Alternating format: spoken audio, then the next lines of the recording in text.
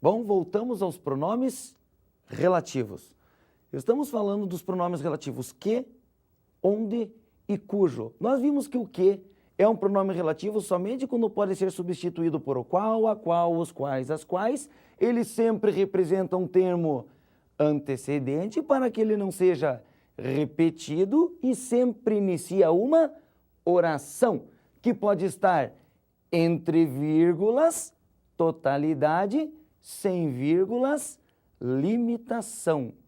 Há mais uma questão importante que vem aparecendo que nós devemos fazer. Também caiu na Universidade Federal do Paraná. Assinale a alternativa em que a oração entre colchetes deve ser necessariamente separada por vírgulas. Letra A. Os integrantes da comissão que se mostrarem contrários ao que foi decidido devem ser substituídos.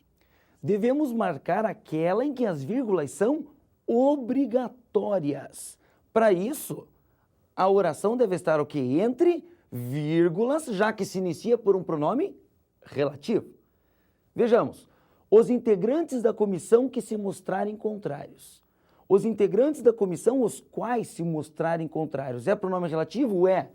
Mas estou me referindo a todos os integrantes da comissão ou somente aos integrantes que se mostrarem contrários? Somente a eles. Ocorre uma limitação, e se há limitação entre vírgulas ou sem vírgulas, sem. Portanto, marca ou não marca? Não marca, ok? Letra B, vamos lá. O candidato que não concordar com a divulgação das pesquisas de opinião poderá entrar com processo na justiça. Estamos nos referindo a todos os candidatos ou só ao candidato que não concordar? Só a ele, ou seja, ocorre uma limitação. Diga você, entre vírgulas ou sem? Sem vírgulas, ok? Letra C.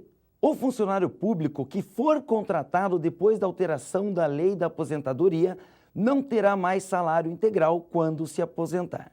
Claramente percebemos que estamos nos referindo apenas ao funcionário público que for contratado depois, certo? Então há uma limitação, mais uma vez, sem vírgulas. Marca? Não marca. Letra D. O eleitor que se sentir ultrajado pelas campanhas eleitorais poderá dar uma resposta a esses abusos nas urnas. O caso é o mesmo. Estamos nos referindo apenas ao eleitor que se sentir ultrajado. Há limitação ou não há? Há. Entre vírgulas ou sem? Sem vírgulas. Ok? Vamos à letra E. O presidente da República, que parte para mais uma viagem ao exterior na próxima semana, reuniu os ministros para definir estratégias a fim de combater a fome no Brasil. Veja bem, o presidente da República que parte para mais uma viagem. O presidente da República, o qual parte para mais uma viagem. Olha o pronome relativo aí. Está se referindo a qual termo antecedente? Presidente da República. Há como fazer uma limitação do número de presidentes da República? É claro que não, pois presidente da República só existe um. Ou seja, não há como limitar o número de presidentes. Por outro lado, já que o presidente da República é único, este único já é uma totalidade. Sendo assim, as vírgulas são obrigatórias, ok? Então, se o pronome relativo se refere a um termo antecedente que é único, este único já é uma totalidade, não há como limitar o número de elementos. Então, as vírgulas são obrigatórias. Certo, pessoal? Sendo assim, marcamos a letra E. Vamos a um próximo pronome relativo, o onde.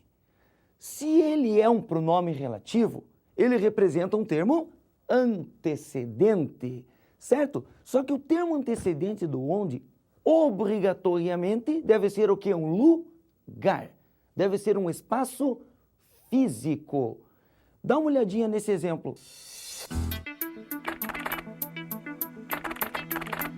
Indústria complexa para a época, faziam parte do engenho além da Casa da Moenda, onde se espremia a cana, a Casa da Fornalha, onde se operava a transformação do caldo de cana em produto sólido pela evaporação, e a Casa de Purgar, onde a purificação do açúcar se completava. O onde, neste caso, em suas 3 aparições, refere-se a um termo antecedente que é um lugar, casa da moenda, casa da fornalha e casa de purgar. Portanto, está adequado. Um uso inadequado seria, no século passado, onde muitos conflitos ocorreram, massacres assolaram a humanidade. No século passado, onde? Esse onde se refere a século passado, isso é lugar ou isso é tempo? Tempo, certo ou errado? Errado. Beleza? Vamos ao pronome relativo cujo.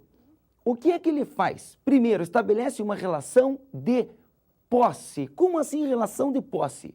Se eu possuo esta camisa, certo? Entre nós há uma relação de posse. Eu sou o possuidor e a camisa é a coisinha possuída. Então vamos a alguns exemplos. Os réus cujos bens foram penhorados não compareceram à audiência. Nós mencionamos os réus cujos bens. O termo que vem antes do cujo é o possuidor. O termo que vem depois é a coisa possuída. Então, se eu digo réus cujos bens, quer dizer que os bens são dos réus. Se eu digo escola cujos alunos, os alunos são da escola. Mulher cujos olhos, os olhos são da mulher. Aí está a relação de posse. Mas cuidado, alguns erros não podem ser cometidos. Por exemplo, os alunos que as notas foram inferiores à média anual serão reprovados. Esse é um erro muito comum cobrado em vestibulares. Os alunos que as notas foram inferiores. Que não. As notas são de quem? São dos alunos, ou seja, entre eles há uma relação de posse. Quem é que deveria entrar na jogada? O pronome relativo cujo. Como deveria ser então? Os alunos cujas as notas, por favor, outro problema. Nunca diga cujo o, cuja a, cujos os, cujas as. A forma adequada seria os alunos cujas notas foram inferiores à média anual serão reprovados. Ok, pessoal? Um grande abraço a todos. Esse foi o recado de hoje. Estudem bastante e até a próxima. Tchau!